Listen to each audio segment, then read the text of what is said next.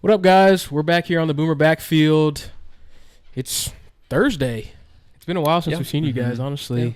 Yeah. Colby was on vacation. Yeah. Yeah. It was a good time. Anyways. Saw the Stars play. Hey, there you go. So if you're a Dallas Stars fan, I'm a hockey fan now. So. Oh, is that why you said hockey? Yeah. Go Stars. I didn't know. Dallas Stars. That's what they do. It's so sick. I'm actually a huge fan of hockey now. So anyways, it was so It's been turned into a hockey fan. Dude, yeah. In 24 hours. hours. It was so much fun. That's great. Yeah, if you don't watch hockey, go check it out. Anyways. A lot has happened since we last podcasted. Absolutely. And we got some big news. Go follow us on socials. We've been really active, posting every single day. We're everywhere, like we always say, Spotify, Apple Podcasts, YouTube, TikTok, X, Instagram, wherever. Yeah. Doesn't matter. Go find us. My name is Kylan. I'm Colby. My name is Spencer. And we're gonna jump right into it. And first off, Dude, the news we've all been waiting for, guys. It happened. John Mateer, baby. Dude. Yeah. Oh my John goodness. Mateer. Man. Savior of Brent Venables' career, potentially. Potentially. What if Crazy, he's a dude. What if he comes and lays an egg? Dude. God, that'd be so What if insane. Mike beats him out? Yeah. All the Texas fans are saying, like, who's he played? And they have a point. But I don't care. I can see him throw I the don't ball. care. I'm gonna Jackson Arnold's not putting up those numbers. Just want to let y'all know. I'm gonna do what I always do, just like we did in the first podcast. I'm gonna believe that we're making the national championship in 2026.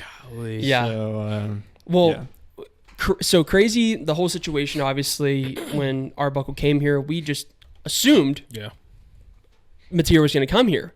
But then as the week, he entered the portal, and then we didn't hear anything for a few days. And we were like, it's assumed that he just hits the portal, and then he's at OU. And that didn't happen. And then there were reports of Miami getting involved and offering him a few million to go play at their school. And then there's reports of Bill Belichick in North Carolina. So for a second, it actually got really scary because, it was no longer a guaranteed. It was like, we're actually having to compete with other people. And even though he had no contact tag, that doesn't matter. Spencer admitted to tampering this week. That's a part of his no contact tag. Yeah. Doesn't matter. So anyways, really awesome that John Mateer is here. He visited on yesterday, I guess. He visited yesterday, signed and committed here yesterday. So I think that was the thing with Mateer is, when you're getting offers of $3 million, I'm gonna pay attention. Yeah, I am. And I think that the key here was get him in the room with BV. Just BV had to get John Mateer in the room. I know Deion Burks was there. There's reports of Baker Mayfield reaching out to John Mateer and obviously Ben Arbuckle and company. Yeah. And it all came together. And I think that while this commitment is huge, I think this is going to kickstart a whole campaign of maybe other portal players now putting OU on the map when they didn't in the first place, i.e. Zachariah Branch in particular. But that's for later on. But yeah, John is here. Yeah, I think one thing I heard was like, it's really important that I think their game plan was, okay, he's coming on a visit here first. Yeah. Before any other Gotta school. sell him. You cannot let him. You have to give him an offer he can't refuse before he leaves Norman. Yeah. Yeah. Because if he leaves Norman thinking, okay, that offer was good, but let's see what other places have to offer. Cooked. You're cooked. Because he'll go to Miami, and they're going to offer him. They're going to say, so what they give you at OU? And he's going to say, yeah, about this. And they're going to say, oh, We can give you that this year. we can give you that, year annually when you're getting 2 years at OU. Whatever, no matter what OU said, they would raise it. Yeah. And so I think it is a really good point that we got him before he left Norman. He literally committed last night. He got there the night before. He got to Norman the night before. So, we sold him probably at Ranch Steakhouse up by Target. That is, I think he committed right there at dinner, and they got him like that. They didn't even let him leave the dinner table at Ranch. Yeah. So that good on them because that was definitely the play. Because if he goes to Miami, he's going to turn around and say, hey, by the way, I got this offer. Are y'all willing to raise your offer by $1 million? That's $1 million you can't use on somebody else. Yes. So, because we probably would have given him the money. Yeah. So yeah, I mean, big win for BV. This is such a big win for BV, and if it's true that they reached in their bag and got Baker Mayfield to hit him up, call him on the phone at Ranch, whatever that wherever they were. Yeah. Answer that phone. If I guarantee you, it was something like they were sitting at the dinner table and BV said, look who's on the phone. Look who's calling. Hey, Bake, how you doing, Bake? How you doing, Bake? Hey, by the way, the future NFL MVP, who's having an MVP campaign right now, is on the phone with me. Guarantee you, it's something like that. And something so staged. If that happened, we literally said on the it was a podcast ago, or like maybe 2 podcasts ago. Why are we not doing this? We have CeeDee Lamb, we have Baker Mayfield, we have Kyler, we have Jalen. Use those guys for recruiting. Yeah, we finally did. What a great job by BV. This is a huge win for them. They did it in a great way. Yeah, they got a huge guy. By the way, Mateer is the number 1 player overall in the transfer portal right now. So like this was a huge commit. Commit. I mean, for me, it's crazy to think because you see like the one Oklahoma video of him like doing the little Christmas thing and you're just like, if y'all had time to shoot that video, you knew he was coming. Yeah. So it's almost like, all right, there was probably like some theatrics behind it, like, oh, we're going to make him wait. But I guarantee he knew he was coming as soon as he got off the plane. Yeah. He's like, all right, my old OC is here now, my current OC and my quarterback coach. Yeah. And they were probably like, here's this blank check. Sign this and tell me how much you want. Mm-hmm. Yeah. Don't make it too outrageous, but whatever. Yeah. But it's just like, my hope is restored again. Mm-hmm. We talked about how we just don't even have hope on getting these big name guys. Yeah. And I was literally like that was so serious. I was serious. Like, if Ben Arbuckle hadn't been here, there is absolutely no chance I would have ever thought he's coming here. Mm-mm. And I don't think he would have, to be honest with you. No shot. No. So, Ben Arbuckle, BV, this is all going back to BV and how great of a hire this was because I think he saw the writing on the wall. It's kind of like, hey, if you get me, I got a guy for you. You know J.A.'s probably out of here. After how he got done this year, he's probably gone. And I got a guy that's better. Yeah.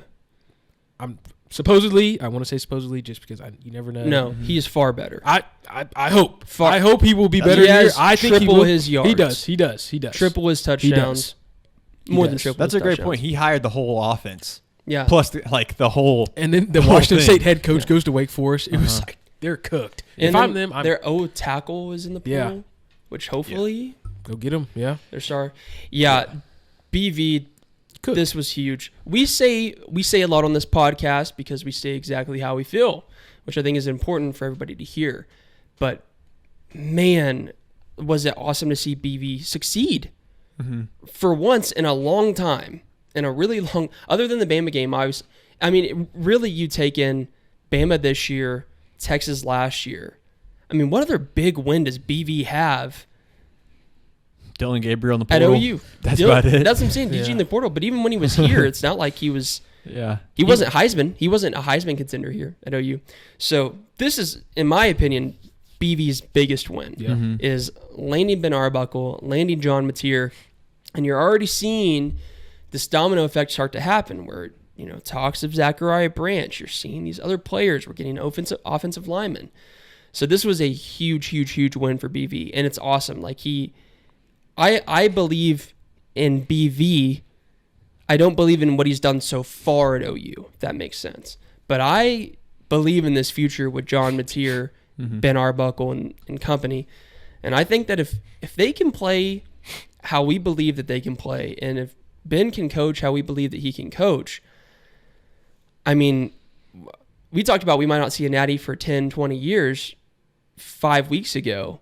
We could see a natty in 3 or 4 if everything kind of falls into place. See a natty next year. Or sooner. 2 years. Or sooner. I mean, Mateer's only here for 2 years, so.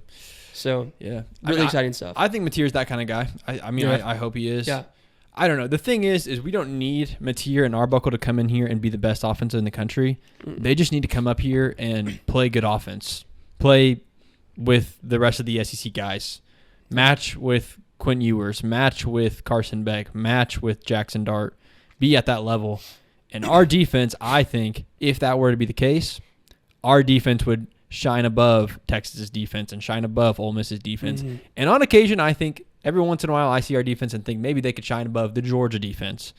So that's I don't think that's even far-fetched. I mean, this year, but like the Georgia defenses of old, like Georgia defenses. Yeah. I think we're up there at times. We've had awful games on defense as well, but games where we're holding Alabama to 3, it's like, golly. And then we go and give up like 37 to LSU. But, I think if we had a good offense, I think our defense could be that level. And then, man, who knows? Who knows? If you have both, who knows? We've never seen both here. Yeah.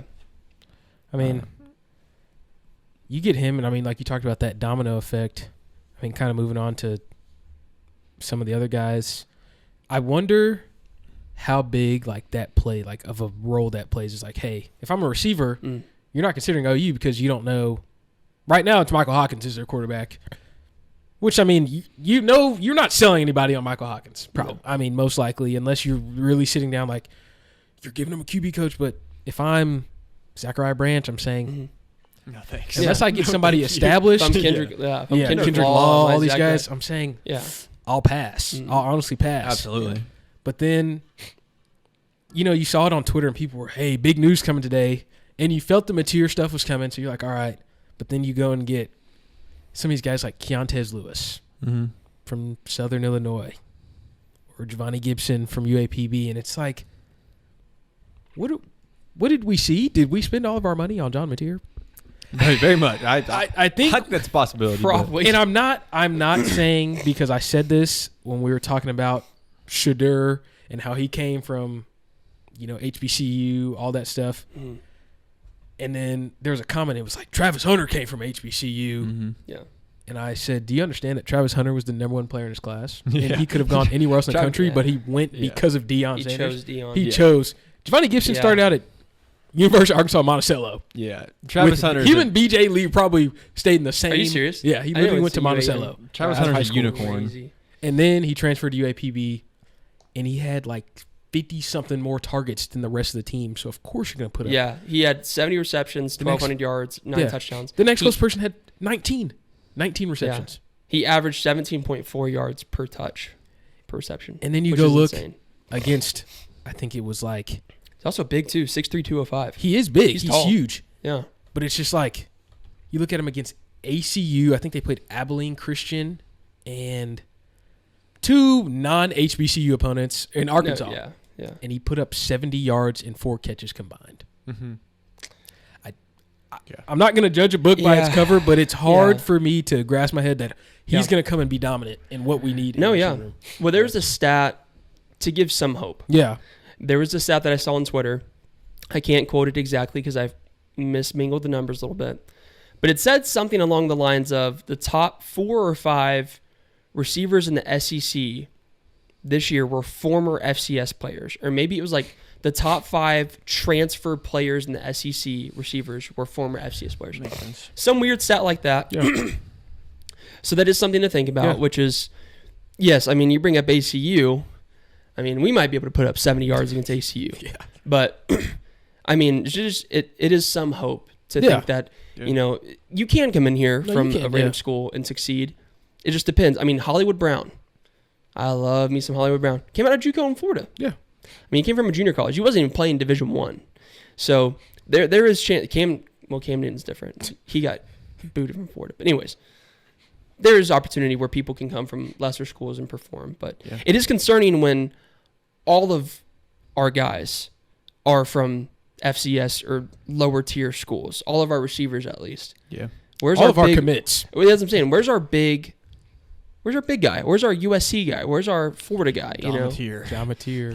Other than I'm talking about receivers. Yeah, I'm talking about receivers. But other than John Mateer, it's like who? I don't think we're gonna get somebody like that. It's also obviously clear that Emmett Jones has a type because that man gets only 6'5" guys. He is. Yeah. Emmett Jones watched last year and said, "I am sick and tired of short guys. I'm tired of it." Emmett Jones watched that Alabama game and watched that LSU game where the DBs were 5 inches taller than every receiver on our team. Yep. And he said, I'm tired of this. And he has gone out and he kept Jaden Gibson. He went out and got 2 skyscrapers of human beings. to go play receiver. So he definitely has a type. Obviously, Deion Burks being our slot guy, but I kind of want to transition to talking about why we believe in Mateer, because the hype is all Mateer. Yeah. Why do we believe in Mateer? Because to be honest, Washington State was not a good team last year. So why do we think Mateer is good? Well, what we see here at the Boomer Backfield is when he does that eye black on his cheeks. He looks like somebody. Yeah. He looks a little bit like our old friend Baker Mayfield. And so we stacked up the stats right next to Baker Mayfield from Mateer's last season. And this is Baker's Heisman season stats. Obviously, Baker wins in about every category, but it's closer than you would think. John Mateer had 44 touchdowns. Baker had 48. John Mateer only threw one more pick with 7. Baker had 6. John Mateer had 1,000 less yards. It was about 5,000 to 4,000. And John Mateer threw for about 65%. Baker threw for about 71%. They're also both from Texas. They're both 6'1", and they both weigh around 215. So these guys, it's kind of interesting. They are very close to. They're very similar, but the outcome, the team outcome, is all sorts of different. So I'll look up their team outcome real quick. I wonder if people they're make this 8-4. Yeah. Yes, they were 8-4. Yeah. But they had some really weird wins or losses. They lost to Wyoming at home, where they only put up 14 points. People are saying Ben Arbuckle was already checked out. They lost to New Mexico. They lost to Oregon State. They lost to Boise State. That's a fair one. They lost to Texas Tech. They really stuck out at Texas Tech. San Jose State, 54-52 in OT. So beat Washington. Yeah. There's question marks, and a lot of Texas fans, a lot of haters are saying, man, he played nobodies. And they have a fair argument there. I mean, Washington State played Fresno State, and they only put up 25 points. I don't think Baker would have done that. I think Baker would have put up 70 on Fresno State. But I don't know. I do think there is I don't know. I just see it. You know what I mean? Maybe I'm rose-colored glasses here, but I just see it, man. Maybe I'm being a little biased, but no. And we said this on the pod before. There are things that you can see in players when you're a former athlete yourself. I see that in Mateer. I watched this high video. Everybody's seen it by now. It's the one with Johnny B. Good in the background. And Mateer's just running all over the place. Like a bad little kid, just running away from his parents, running all over the field. You can see that swagger. You can sense it in him, that confidence. And that's what you need to play at Oklahoma. If you're, I'm gonna say it right here. If you are a humble quarterback, not very loud, not very provocative, you're probably not going to do very well at OU. That's just not how it is. You have to be confident. You have to have swagger. You got to have something about you that is different than, I guess, other quarterbacks. And you can see that with our Heisman winners. They all had a little something to them. So John Mateer has that. I agree. I think you have to be somewhat humble, at least a little bit. Yeah.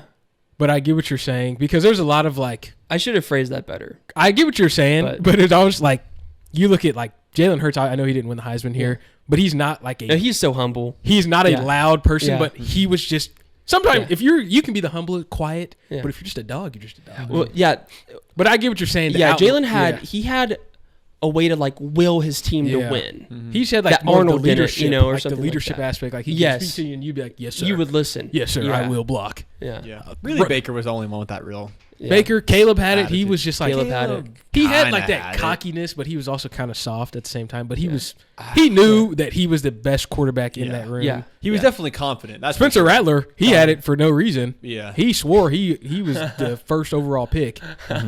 And I mean, he was for a period of time. He was the number one player in his class. Yeah. Kyler's another guy that was kind of on the quieter side, but it's just just went crazy. But he was a dog. He's a dog. He's a freak. So that's the thing. If you're quiet, you can be a dog. Yeah. But if you can be probably less skilled, I would say Kyler Murray's more skilled than Baker. Yeah. But Baker just had that. Dude, anytime you grab your nuts and tell the fans, go watch basketball. I mean, I don't care, dude. Awesome. You're going to be insane. It's awesome. You're going to be a dog. Well, he's just one of those guys that if you're a fan of his team, it's you love the him. Best thing in the freaking world. But OSU, Texas fans hate him. Yeah. They hate him. Yeah. To this day. To this day. Almost 10 years later, they're staking his name. Yeah. Yeah, I could have worded that better. I think what I mean is you need to have a certain moxie about you to play at OU. And that's not going to come with, I mean, if you're humble but you suck, that doesn't mean anything. If you're cocky and you suck, that also doesn't mean anything. So it's like that weird, you have to have that moxie, that swagger. Yeah. It's that thing that you can't describe, but you can see it in people. Yeah. That's what John Matier has. And that's why I believe in him so much. Even though he's played scrubs at his other school, I still believe in him because I can see that thing. Yeah. I really hope he is what we are thinking he is, man. I mean, dude, if he is, he's going to be in New York next year. If he is, I mean, by the way, he is a third favorite for the Heisman odds already. Like, jeez. Who's the favorite? Is it? Man, why can't I? I mean, I think he's. I mean, who's going to be in college football next year? Dylan's gone. Carson Beck's probably gone. Cam Ward's gone. Shadur's gone. Let me go see. Arch will be here. It is Arch Manning and Garrett Nussmeier ahead of him. Garrett Nussmeier. Dude, Quinn might be here. Yeah. Have y'all? Yeah, you said that. You said he might come back. He ain't coming back to Texas because they're probably going to boot him and say, we want Arch. Arch has been sitting for 2 years. Yeah. He need to go somewhere else. And then he goes back to the horseshoe at Ohio State. Anyways, that was off topic. Yeah. Anyways, John Matier is such an exciting prospect. I haven't been this excited about OU football since like August. Probably since the Tennessee game. Since the Tennessee game, yeah. And even then, I was more. I mean, after the first few games, I feel like I was more excited about the game than the actual team. Yeah. Mm-hmm. So like the last time I've been this excited about OU football's team, like they actually have a chance to do something, was probably last year with Dylan Gabriel. Mm-hmm. And after like we beat Texas, I was like, oh, we actually have a chance to win the Natty, and then we fell apart. But it's exciting to be excited about OU football again, and it's crazy that just one guy can do that, but John Matier can. Mm-hmm. When you come from just the bottom of the barrel last year, dude, like just the worst quarterback play I've ever seen. I mean, you probably could have brought in a hot dog that could throw the ball 60 yards on a rope, and I would have been like, let's go! I'd have been lit. I would have been so lit. But I just think that quarterback room, the competition, like Mike, I found a new respect for Mike. Y'all already know I'm a Mike lover anyway. Yeah. But him saying, like, I want them to bring him in. Like, hey, I want competition. Oh, yeah. I think that's what there was. Jackson, I feel like he wasn't. I know we're talking about Jackson. He's gone. I know we won't talk about him for too much longer. But, like, I feel like there was no, like, edge. It was kind of like, man, good throw, Mike. Hey, good throw, Mike. Well, we complained about that with DG too. Remember, like they would drive down the field and it was just look for the next play, signal to your players. Dude, I want you. I want the arm twirl. I want the arm twirl. I want everything. Bring back celebration. I want stepping over people. I want Dylan Stewart. I want you airing people out. Yeah. I want you. I would love that. I would love that. If John Matier threw a bomb and went up and aired the crowd out. Oh my god, dude, I would go crazy. I would go crazy. I would go crazy, bro. If Dion, oh my god, it goes Like where's the? It'd be so awesome. First down, silly. Oh, dude, see, yeah. Anyways, well, with the exciting news of John Matier coming here and potentially others, we also have some guys who have left and found other programs. We haven't had a podcast to talk about this, but Nick Anderson commits to LSU and joins Bauer Sharp, his best friend, in the boot. This is, I'm going to be honest, not that surprising. Nick Anderson is one of the best receivers in the portal, and I was expecting him to go to a really good school, and I think LSU is going to be a really good fit for him. Yeah, it definitely seemed like Nick was looking for a bag because he said, I'm going to either LSU or Texas A&M, and that was really like not too much ifs, ands, or buts about it. He just wanted to go somewhere where there's a good bit of money.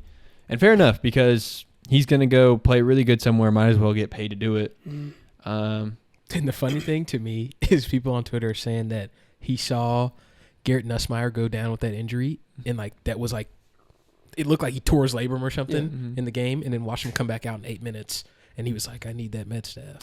Fair enough. I was like, they might not be wrong. Because if I saw that sorcery happen where Nussmeier was like on the ground just rolling around. That's a crazy And then he came back, second play back. There was a dot. Yeah. That was crazy. What did y'all do? I can't disagree with that. Yeah. I can't disagree with that. It's funny, but then I start thinking about it. I'm like, Yeah.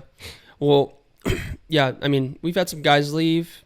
Saw them go to good places. Bauer Sharp is obviously the most craziest one, dude. How did he get to LSU? Don't know. Nick Anderson is completely understandable. Can I walk you on to Arkansas? Yeah. I mean, I said that's fair. Reasonable. Caleb Hicks going to OSU. That dude. I think he could do better. What in the world?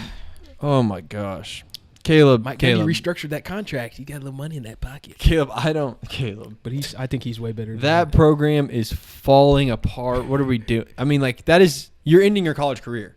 I mean, if you okay, Caleb Hicks, the best running back in the country this year, other than Ashton Jeanty, most talented was probably Ollie Gordon. And guess what? He's going 7th round. Cam Scatterbo.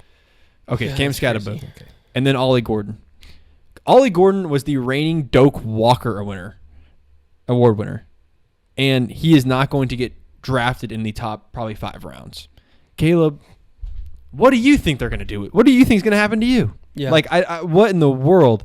If Yeah. a person like Ollie Gordon cannot succeed there, then that's just an awful choice. I can't fathom what went through his brain when that was crazy to me. I don't know. I'm sorry. That was crazy to me. Yeah.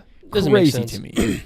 But yeah, I mean, our guys are leaving, which is good, but we're finding guys. Makari Can you say Vickers, that bro. actually real quick? Can you say that real quick? Makari On the screen that we're on. Vickers, bro. That's good. So one thing I want to point out is we're looking at the transfer portal currently.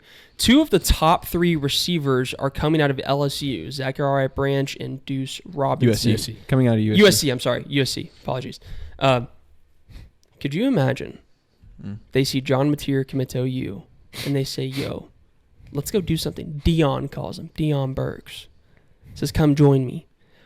And our starting receiver core is Zachariah Branch, Deuce Robinson, and Dion Burks. And then you wake up, you say, "Ooh, that was a dream." And then because both of them will not be coming here, and I doubt yeah, They could go they'll get- ask for more money. That's what I'm saying. We'd be lucky to get one. literally one. But John's here. Who knows? Yeah, I mean, at this point, it was completely impossible 48 hours ago. Yeah. Now it's like, maybe they might have some.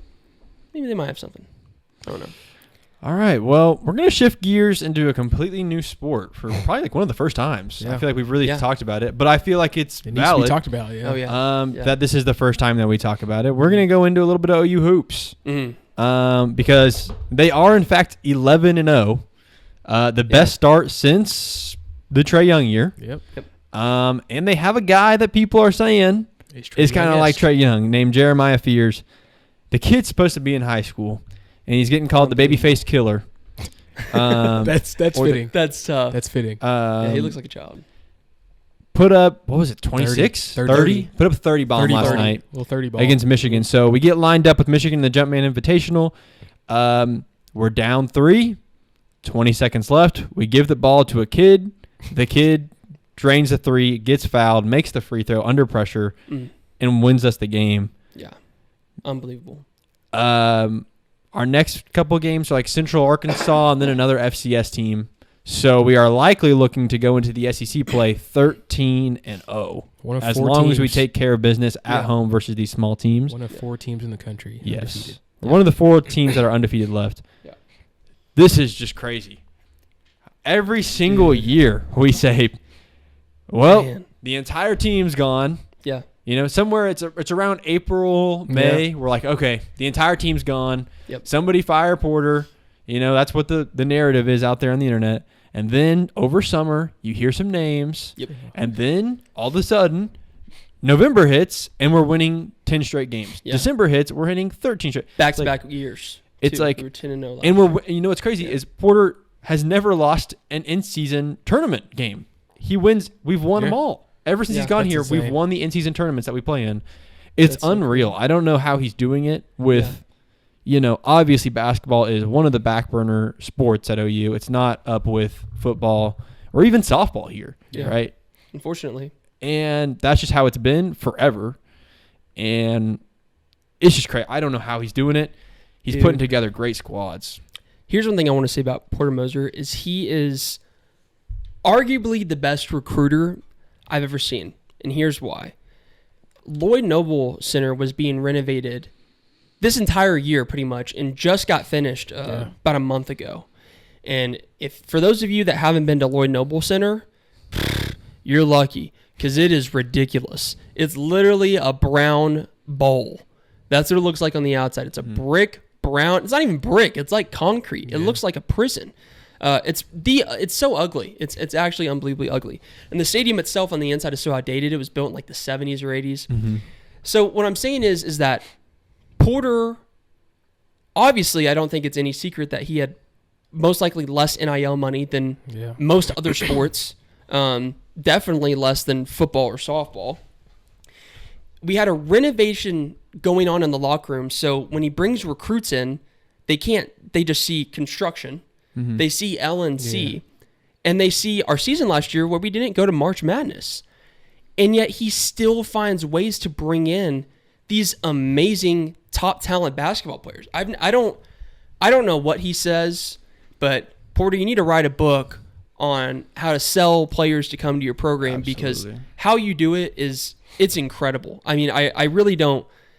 What's the secret sauce here? Because when you're selling OU basketball, at least in April and March, when 8 guys are in the portal, you have 3 guys left from your original team on the team, and you find a way to scrap together and get these not just players, but great players on the team that seem to cohesively play well together. It's just insane. So, Porter, I mean, we're just so excited. Obviously, we're friends with Jake Moser, which is, Porter's son. Yeah. So we have a little bit bias, but it's incredible what he's doing at OU, and it's exciting. I mean, last year I think we got snubbed a little bit, but this year it's like 13-0, man. I mean, you got Jeremiah Fears, you got all this talent around him. I mean, Kobe Elvis. I mean, you're talking about all these other players that are good. It's just, it's really cool. It's really cool to see Porter succeed, because he's one of those guys that you want to succeed so bad, just like BV. He's just like BV in the sense that you want to see him succeed so bad. So when he is, it's awesome feeling. That's the you say, I don't know how he does it. I figured out when, I think it was the first time I ever met Porter. He hit me with the craziest smooth dapper I've ever had in my life, and I said, there it is.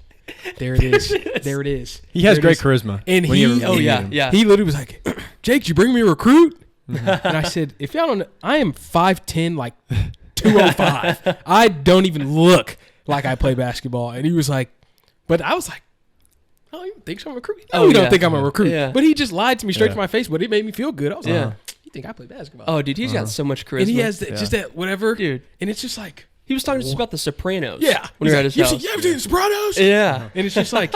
Oh, you gotta see The Sopranos. He was talking in a Chicago accent as if he even has one. Oh, you gotta see The Sopranos. It's the best show ever made.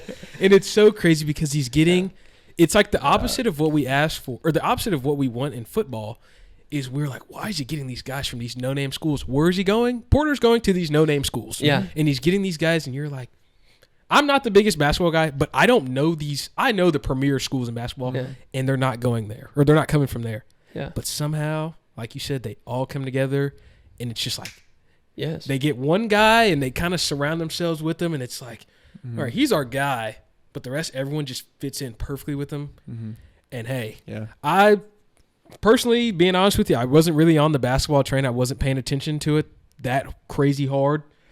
But I'm locked in now because you're 11-0 going to the SEC, and you look like that and have an exciting kid like Fears. They're exciting to watch. It's hard not to watch him. Yeah, it's hard not to. The Fears story is crazy because he was committed to Illinois. He's a Chicago kid, which is what makes him a Porter guy. Yep. Because when you go to Chicago, Porter Moser is that name is known in Chicago. It's actually crazy. Porter Moser has built himself a name in Chicago, and rightfully so. Everyone knows why. Yeah. But anyways, Jeremiah Fears is this kind of Chicago area kid committed to Illinois. Reclassifies so he can play a year earlier. Illinois, I don't think any longer promised him the same kind of playing time since he would be younger, obviously coming in a year earlier. And at that point, he said, well, my recruitment's back open then. And Porter just went, hey, I know about Chicago. Look what we're trying to do here. And sold it at the perfect time.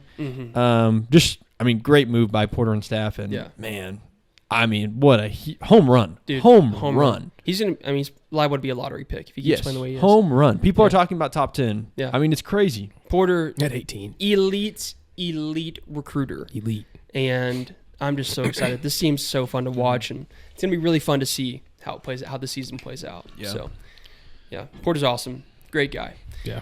All right, this is our favorite part of the podcast, and this is where we want to hear from you guys. And this is where we do hear from you guys. So every week before we do our podcast, we look through Facebook, TikTok, Instagram, all the social medias, and we find some comments that we think we should talk about and want to hear from you guys. And we pick out 3 each week, and we just want to hear what you guys have to say.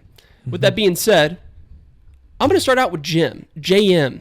I don't know his name. He's from TikTok. It's actually John Mateer. It's literally John Mateer. Yeah. JM from TikTok says, Mateer wins the starting job while Hawk spends the season learning from the guys that developed Mateer. Mateer jumps to the NFL. Hawk takes it from there. Please, God, I pray that this is what happens. I beg. This is the dream scenario where Mateer comes here, absolutely tears it up, is in the Heisman conversation. We make a deep playoff run, potentially win an Natty. While during that time, Hawkins is working with Ben Arbuckle, with the QB coach, with the offense, and developing. So that way Mike comes out junior year and tears it up. This is literally the dream scenario, JM, whatever your name is. And I hope that this happens because it'd be so awesome to see Mateer in New York win the Heisman or at least be in the conversation. He goes to the NFL. Hawk comes in, and we have a little 1-2 punch, kind of like how we did reminiscent of Baker Mayfield and Kyler Murray, where Kyler sat for a couple years, comes in, wins the Heisman. Who knows? That's projecting, but we might see. I mean, I totally agree with you, JM. The only difference is I think the dream scenario would be Mateer stays for 2 years. But I think the guy across from me might want to see Michael Hawkins a little earlier. But I would say, I mean, if Mateer's playing that good, I want him to stay. I doubt he would, though. If he's playing that good, he's staying, right? Or if he's going. He's going to the league. So especially with the QB class next year, who's in it? Literally, who's in it? If John has a great year, which we predict he might, I mean, we're talking he could be one of the top 4 quarterbacks in the country next year, which means he's a first-round pick. Something to think about. Spencer was right. The guy across from him does want to see something else. Yeah. But it's for selfish purposes, I just want to see Mike play. I get that. But if John Mateer comes in here, is tearing it up, and decides to stay, let's say his draft pick is not where it's supposed to be, I'm not going to be upset. I'd be so happy. Like, if he comes back. Yeah. But if he's league bound, I think that's the dream scenario because it's like a win-win, I feel like. I don't think there's any world where Michael Hawkins sits another year with a QB coach and playing behind John Mateer, who we expect to be a dog, and doesn't come out already being a dog. Because he had some dog moments already this year as a freshman, sitting behind Jackson Arnold and Seth Luttrell. Yeah. So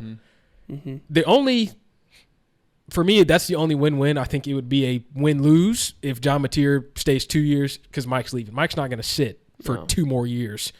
That's just not going to happen. I don't care how much you want to be somewhere. I could be here, and if I knew I could go play somewhere else, I'm going after that much time. So I think his dream scenario, I want Mateer to go crazy this next year, go to the league. Mike comes in, goes to the league, and then I think that's just going to start that train, like you said, because 2026 we have Jaden O'Neal coming in, who's a high 4-star prospect. You start getting stuff like that rolling, and we're back. We are back. We're back. Yeah, I think I'd take to the portal before I. No, I'm just saying, as long as we get, But no, I see what you're saying. The cycle would start.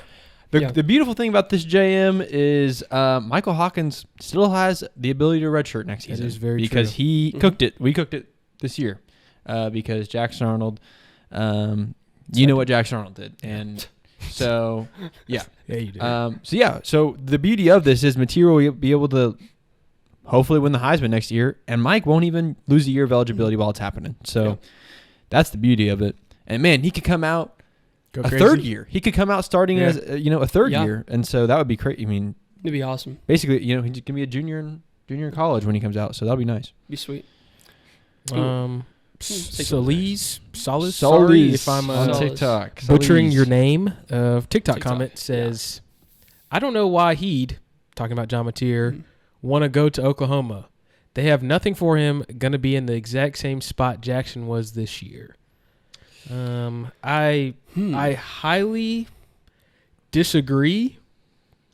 Jackson was in that spot because he was buns. It's like, I mean, I get the O-line talk, but some of the stuff he was doing, can't blame it on the O-line. You just dropped the ball, but we've hammered that nail in enough. There's no more nail showing. I can understand like you're with the same teammates as Jackson was. Mm-hmm. You do have a new coach, so that is the difference here. But I can understand being like, why would you want to stand behind that line? I wouldn't want to stand behind that line. Goodness gracious.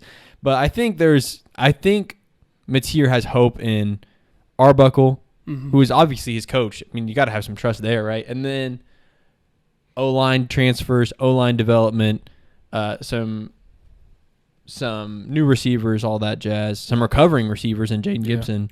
So I think there is it's not the exact same spot as Jackson was last year. I don't think it's the exact same. But I see your point.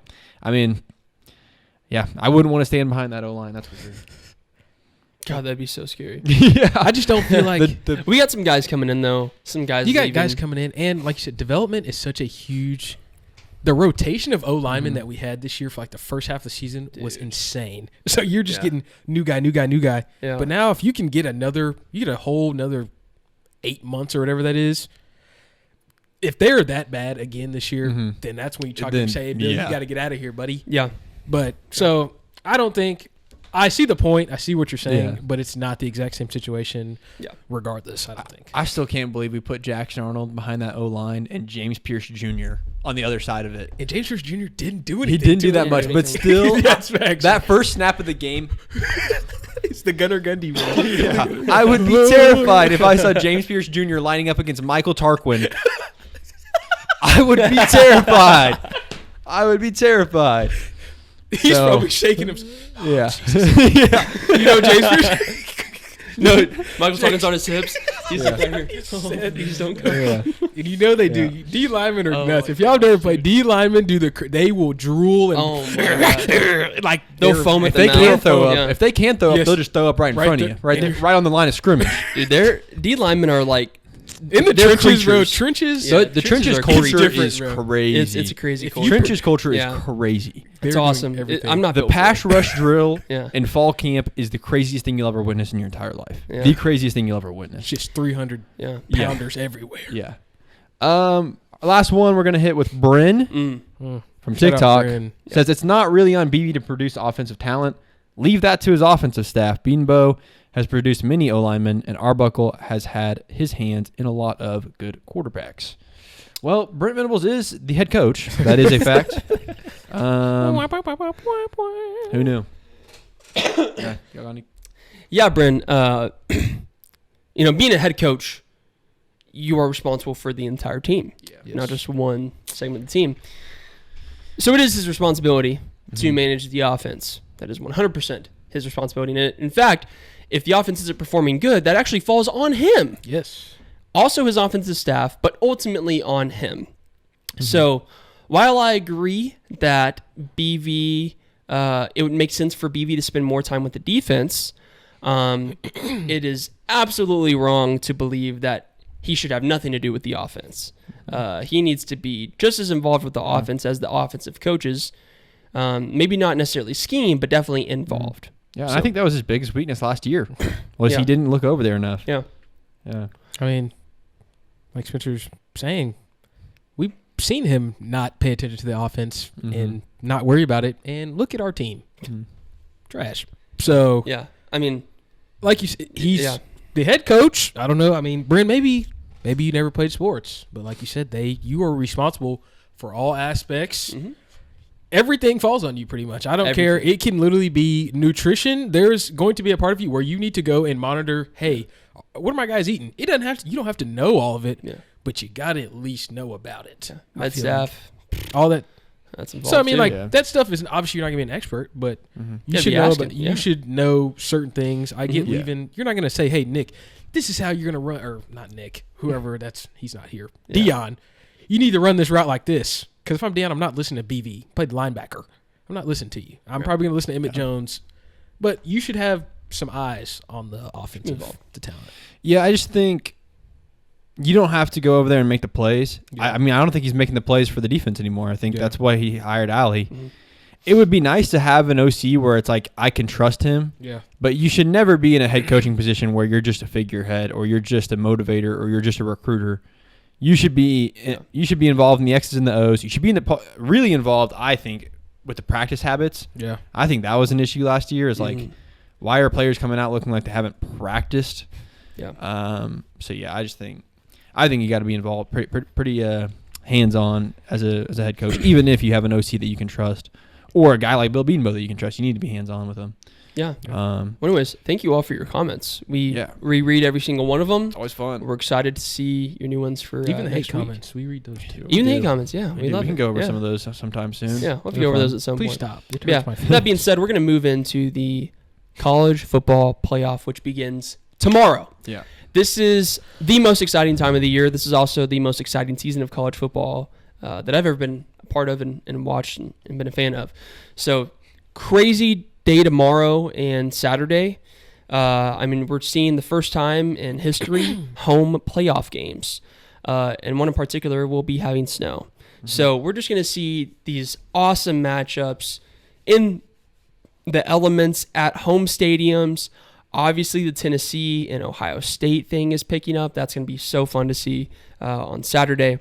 But just a really exciting weekend of college football ahead. And we're going to give you our picks for who we think is going to win. Yeah. So first one is a great one. Snowball. The tickets are as low as $505 at the Indiana Notre Dame game because it is in Indiana, and both teams' fan bases are right in the area, so that's going to be awesome. Allegedly, it's going to be snowing. 27-degree game time weather tomorrow, 7 p.m. on a Friday night. Notre Dame favored by 7 points here. Man, I love Indiana. I love everything about them. They are a tough team. I'm going to go with Notre Dame on this one. I don't know what happened in that Northern Illinois game. That was so crazy. Yeah, and like that is the only argument against Notre Dame is that they lost that game. Everything else has been great. Yeah. So I'm going to go with Notre Dame here. I think Indiana could just as easily win this game if they come out, but man, it's a tough one. It's a tough one, man. But I'm gonna stick with Notre Dame. I'm gonna stick with Notre Dame here. My only thought with this is that I'm gonna learn from my mistakes in the past. I was gonna say. So, if you guys remember in the ACC championship game, I picked SMU over Clemson, but I had a feeling Clemson was gonna win, but I wanted to pick SMU. This is how I feel about this game. I really want Indiana to win, but I have a feeling Notre Dame is going to win, so I'm picking Notre Dame. I think it's going to be a close game. I think Indiana is a great football team. What Kurt Signetti has done there this year is incredible because Indiana football before this year, scrubs, literally nobodies, and now they're in the playoff. 11-1 season. I'm really excited for this game, but I think Notre Dame pulls it out. And just like Spencer said, they really don't have any bad things to say other than the crazy Northern Illinois loss the week after they beat A&M on the road. So I think Notre Dame takes it away, and it's going to be a fun game to watch. I remember in the Indiana-Ohio State game, we're like, oh, it's going to be close. And then we sat there and watched them just get waxed. Beat down. Yeah. And it almost feels like maybe they're right. They hadn't played anybody really up until that point. And it's like when you play another talented team, it's like there was no comparison. I don't think it'll be as bad, but I really don't think it'll be that close. I think Notre Dame's probably going to beat them by at least 2 scores, in my opinion. It being in Indiana will help, I think, a little bit. But still, I don't think it's going to be. That's what it is for me. That Ohio State beatdown was so like, wow. Okay, man, that's not a playoff. I mean, they are a playoff team, obviously, but it's not a. Yeah. That's not a playoff winning team for me. Yeah, it wasn't fun to watch. Next up, we'll go to the next kind of big spread here. Penn State, SMU's going to Penn State. This is another one that I feel like could be a little snow game. It's 26 degrees at 11 a.m. Saturday 11 a.m. 26 degrees at 11 a.m. Yeah. That means warm-ups. Warm-ups will be at, dude. 8:30, 9 a.m. So warm-ups at 8:30, 9 a.m. will be in the 20-degree weather. Probably teens. About to be out there. Maybe in the teens. Probably in the teens. Yeah. So this one, Penn State is an 8.5-point favorite over SMU. So an even bigger spread. Yeah. I also agree with that spread. I think it's pretty good. I think Penn State That Big Ten championship game, man, dude, changed my perspective on Penn State because maybe they haven't beat a top 5 team in the 2000s. I don't know when they did, but it's been a long time. But hey, they actually went out there and fought against Oregon. Yep. I liked that game. I liked what I saw. SMU, they didn't beat Clemson in the ACC championship. So for me, I'm going to have to take Penn State here. Could be a beatdown. Definitely could be a beatdown. And that Dallas, Texas weather that they're practicing ain't going to be nothing like 26 degrees. And that home environment, I don't care if it's 11 a.m. Yeah, give me Penn State. Yeah, I don't have much to say about this because I think I already just know. I think Penn State's going to run away with it. That Big Ten championship game completely changed my mind after watching them compete with Oregon and almost beat them. So I'm taking Penn State here, and I don't really think it's that close. Yeah, that, like you said, I think the environment. I think Penn State's probably just a better team in general, but the environment will also. SMU plays in front of their stadium holds 40,000 people. It's not big. It doesn't fill up. It doesn't fill up most of the time. Maybe now because they're good, but I think Penn State's literally going to probably turn them around. Yeah. Once again. Yeah. Or not once again, but it'll probably be a beatdown. Tickets as low as $40 to this game. That tells you all you need to know. Complete difference from the other game that we saw. Shout out J.R. Sandlin, our former director of recruiting at OU, who is now the GM of the SMU Mustangs, by the way. He's the reason for that program. Yeah, I mean, it did turn around the reason or the season he got there. All right, next up, after the 11 a.m. game, we're going to get to 3 o'clock and watch Clemson go to Texas. I think this one's pretty good. This is the biggest spread. It's a 12-point spread. Jeez. Texas is a 12-point favorite in this one. Wow. I think Clemson is a tougher team than they get credit for, but they are 10-3, and that is for a reason. Definitely going to have to pick Texas in this one with the home environment, but I think Clemson could take that spread, that 12-point spread. I think they could keep it close. Yeah. I actually do think they could keep it close, depending on if their offense is going to have to play. If they want to win this game, their offense has to play spectacular. Yeah. Texas defense is not to joke around with, and Clemson's offense is not the greatest in the world. Yeah. The only comment I have about this game is that if there's going to be one upset this weekend, this is the upset I'm picking. I think Texas will win this game, but Clemson, like Spencer said, is a tougher team than I think most give credit for, and they find ways to win games when sometimes they shouldn't. Obviously, the South Carolina game, that's an outlier, but Clemson's not that bad, and I think out of any game these next 2 days, Clemson would be the only team to actually complete the upset. I agree, and I think it's going to happen. I think Clemson wins. I don't know on the road why. to DKR. I've never been. So one of these days we're going to have to take a road trip down to DKR. We're going to have to see that environment because I've never. It's huge. I don't think I've ever been to Austin. So I've been outside the stadium before. Yeah, and I get the huge, but every time it just doesn't seem. There's some that you can see on TV that you're like, whoa, this place is rocking. I feel like Texas Stadium is so modern and cool, and it's different, separate. I don't think the environment's that crazy. I've never been. You can change my mind. I don't know. But still, I think Clemson, they just find a way in big games where it actually matters. Yeah, they just lock in. Yeah. Dabo just locks in. He says whatever his speech. He says Cade Klubnik and Garrett Riley are going to say, hey, we're gonna lock in right here, grind this one out.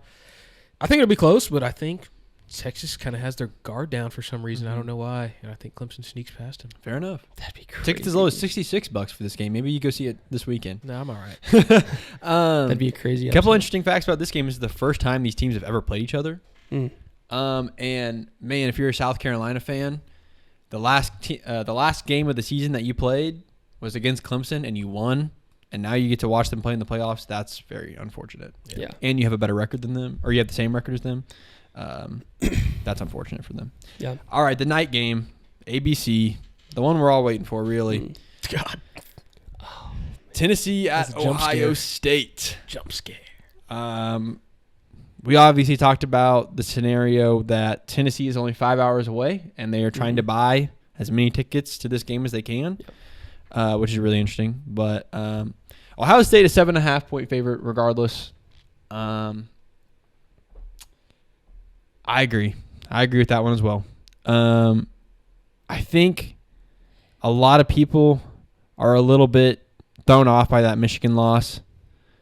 And that's fair enough.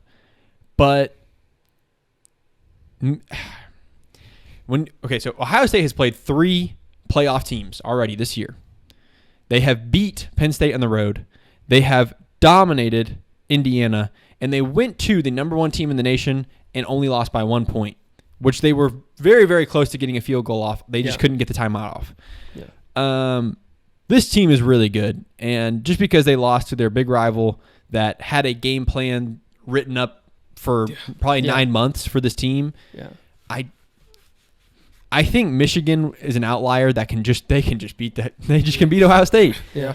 And those seniors at Michigan can just beat Ohio State. Yeah. But I don't think that's going to carry into the playoffs. I also don't think Tennessee's offense is very good. They've been struggling all season. They have a big problem on offense. So if Ohio State's offense can figure it out against Tennessee's defense, then I think this one can get away for Ohio State. And there's plenty of talent on Ohio State's offense for them to get that done. So yeah, the ticket situation is really interesting. If that is true, if Tennessee fans did buy 42% of the tickets in the stadium, that means they would have over 42,000 people in that stadium, which would be insane. It'd be like an OU Texas type of feel, which would be so awesome. With that being said, though, I think Ohio State is a much better team than Tennessee, and I think Tennessee is actually pretty fraudulent. Even though they have an impressive 10-2 record in the SEC, I really don't think Tennessee is that good. I think we should have beat Tennessee at home, and we were terrible this year. I don't think that much of Tennessee. I also think, too, to Spencer's point, back in the Baker, Kyler Murray, and Jalen Hurts years, we can never beat Kansas State. Never. They always seemed, if we were going to have one loss a season, it was either going to be one of 2 teams, Iowa State or Kansas State. And that obviously didn't mean that we were a terrible team because we lost to K-State or Iowa State. That just means they found a way to beat us. I think that's the exact same scenario that happened with Michigan this year. Is Ohio State is a much better team than Michigan, but Michigan knows how to beat Ohio State. I think Ohio State's a great team, and I think that really they could go all the way to the championship this year. So I'm taking Ohio State. Yeah, I mean, you guys pretty much already summed it up. Tennessee, I've said it multiple times, I just don't think when you see someone play in real life and you watch them against our team, you start seeing stuff, you're like, okay, like if we literally had a better anybody playing at the quarterback position to start the game, we win the game. I really, truly believe that. Literally, if we had Michael, I think we win that, but I mean, that's besides the point. Yeah. I don't think Nico's going to go in to Ohio State don't think he is. and go crazy.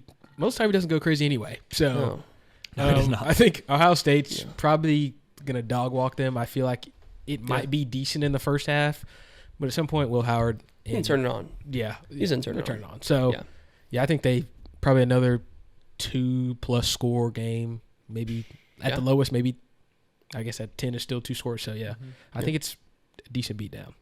Yeah. All right. Well, that is the first round of the playoffs for you. Yeah. It's going to be a fun weekend. Yeah, it is. Seeing these games played out, I mean, we've talked about it. Really, when the 12-team playoff was announced a couple years ago, everybody was talking about it's going to be so fun to see these home-and-home playoff games, and they're happening tomorrow. So, really exciting stuff here, and we're stoked about it at the Boomer Backfield. Yes, sir. So, with that being said, thank you for watching. Please follow us on all socials. We're everywhere. So, there's no excuse. We're constantly bringing you new content every single day, and we'd love to hear your thoughts and your feedback. With that being said, please like and subscribe to the podcast. It helps us bring you the best content, and we're so excited to be doing. We're excited to be doing this, covering this sport during this time of the year. It's awesome. So, anything else? Thanks for listening, Pod. Appreciate it, Thanks, guys. Peace.